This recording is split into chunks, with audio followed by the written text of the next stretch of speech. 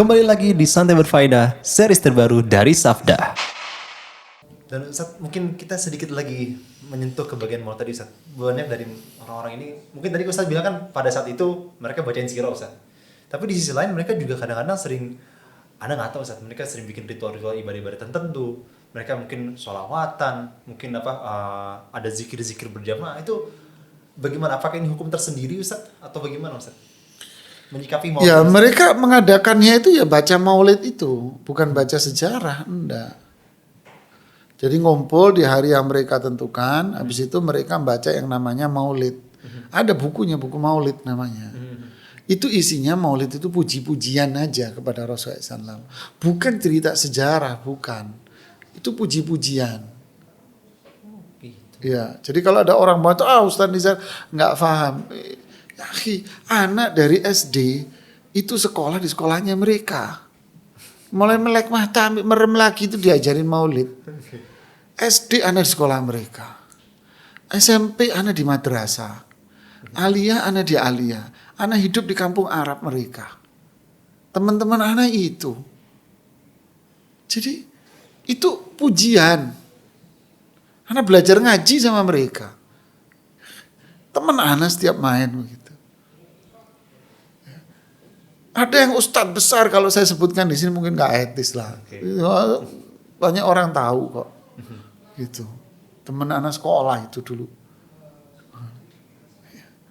Jadi ini tuh pujian, pujian. Sehingga karena mereka memuji Rasulullah SAW, akhirnya terjebak dalam pujian-pujian yang ghulu, berlebihan. Dalam bait-baitnya itu. Jadi kalau mau cinta sama Rasulullah, pelajari dong sirahnya yang benar. Kemudian lakukan sunnah tuntunannya. Bukan dengan melakukan hal yang tidak beliau lakukan, kemudian kita mengklaim diri kita cinta.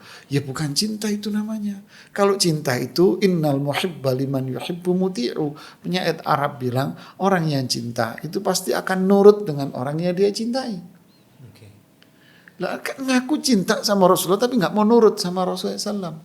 Qul in kuntum tuhibbunallah fattabi'uni yuhibbukumullah. Kalau kalian cinta sama Allah, ikuti aku.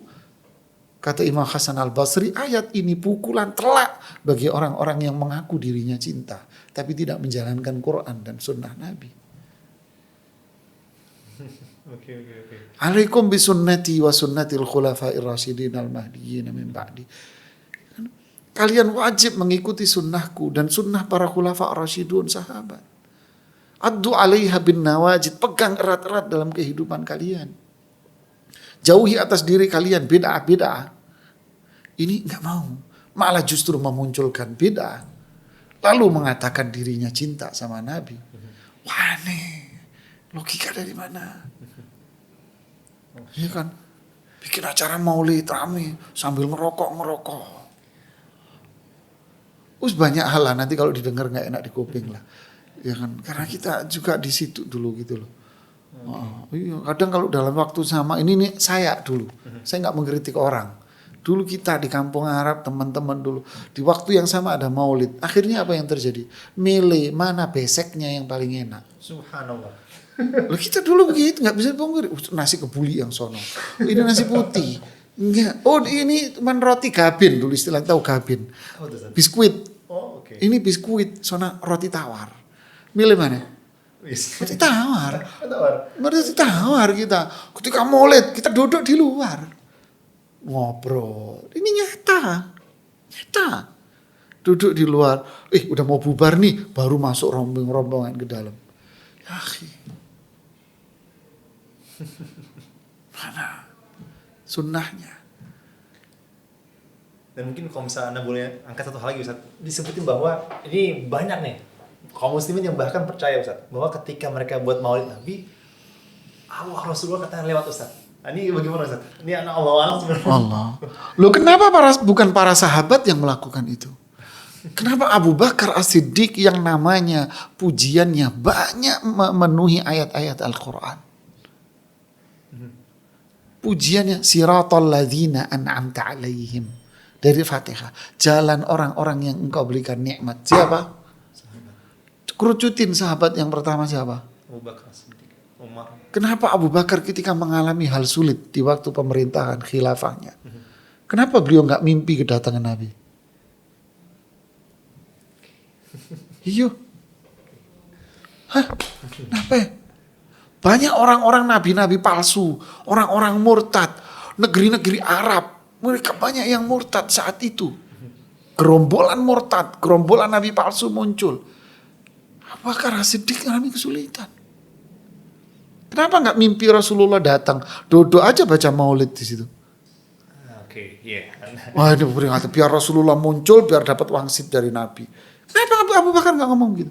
Umar Ibnul Khattab, ketika beliau mengalami banyak kesulitan menaklukkan negeri Persia, menaklukkan Syam, kekuatan Persia yang begitu dahsyat, super hebat kekuatannya.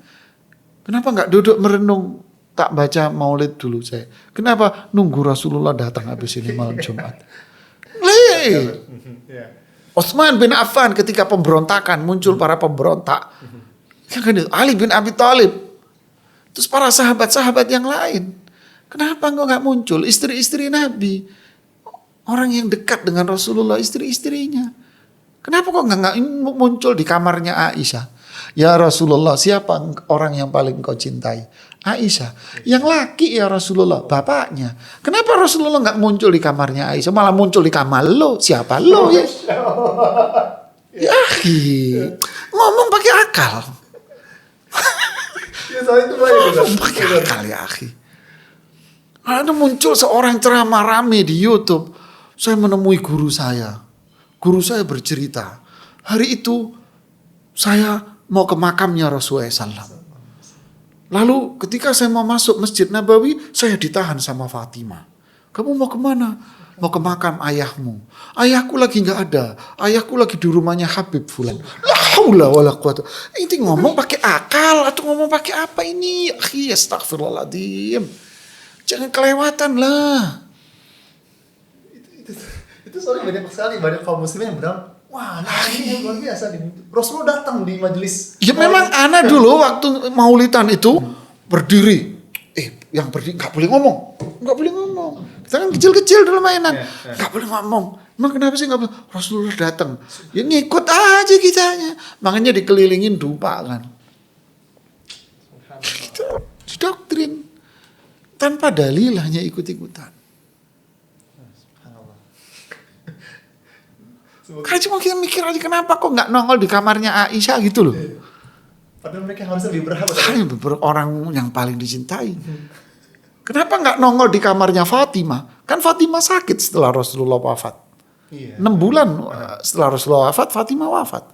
Kenapa nggak nongol di kamarnya Fatimah? Cerita gajah naik becak kelihatan apanya gitu loh. Masya Allah. Semoga teman-teman jadi lebih bisa lebih make sense Ustaz ya, untuk bisa menerima berita Ustaz ya, Masya Allah. Tapi Ustaz, mungkin sebagai penutup sesi ini Ustaz, ada kesimpulan nggak Ustaz yang bisa disampaikan sama teman-teman biar lebih lebih kuat lagi. Oh, ternyata kalau ketika menghadapi hal-hal seperti ini, apa yang mesti saya lakukan? Oh, ternyata bulan ini ada gini, apa yang mesti saya lakukan Ustaz? Simpel sih. Wa ma atakumur rasulu fakhudhuhu wa ma nahakum anhu fantahu. Apa yang dibawa oleh Rasulullah SAW, apa yang dilakukan Rasulullah SAW, apa yang ada pada diri beliau, apa yang diajarkan, apa yang diperbuat, apa yang diucapkan, apa yang ditinggalkan oleh Rasulullah SAW, apa yang nggak ada dalam kehidupan Rasulullah SAW, itu semua adalah laqad kana lakum fi rasulillahi uswatun hasanah. Jangan berharap deh. Yang tahu tentang surga itu siapa? Rasulullah, bukan mbah kita. Bukan mbah kita, bukan mbahmu. Bukan mbah saya dan bukan mbahmu. Bukan kakek saya, bukan kakek kamu. Ya, mohon maaf kalau kalimatnya terlalu tajam ya. Bukan ayah saya, bukan kakek saya. Yang tahu tentang surga siapa? Allah dan Rasulnya. Subhanallah. Ustaz, Masya Allah. Ya. Semoga kita semua yang denger ini jadi lebih paham lagi Ustaz. Ya Fatimah, inni la ughni anki minallahi syai'a wahai Fatimah, minta harta sesukamu. Salillah min mali masyid. Minta harta terserah. Tapi di akhirat saya nggak bisa nolong kamu. Umar bin Khattab nasihati Sa'ad bin Abi Waqqas sebelum perang Qadisiyah.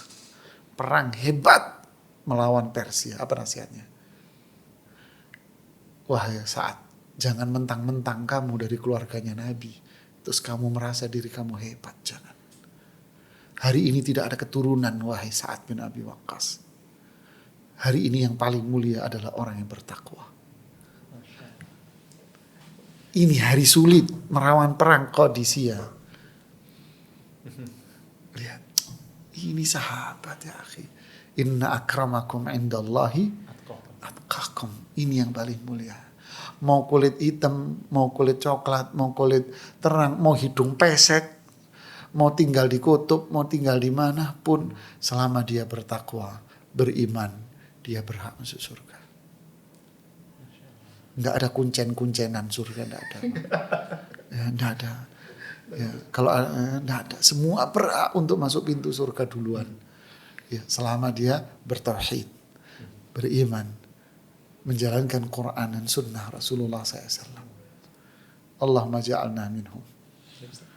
Ustaz, Masya Allah, jazakallah khair Ustaz, sudah memberikan begitu banyak ilmu dan manfaat kepada kita semua. Semoga teman-teman yang nonton ini juga lebih tahu lagi mengenai sirah Nabi Ustaz.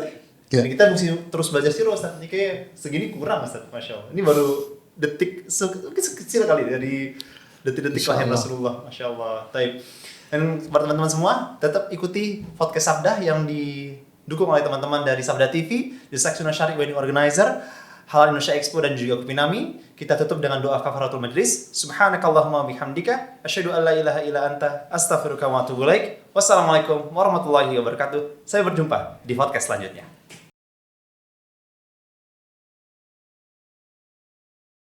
Sahabat Sabda, saksikan terus ya serial podcast episode ini. Akan ada giveaway menarik buat yang bisa menjawab pertanyaan yang kami berikan di akhir segmen ini. Caranya adalah subscribe dan follow akun di bawah ini. Dan untuk menjawab pertanyaannya, simak hingga segmen terakhir. Barakallahu fikum.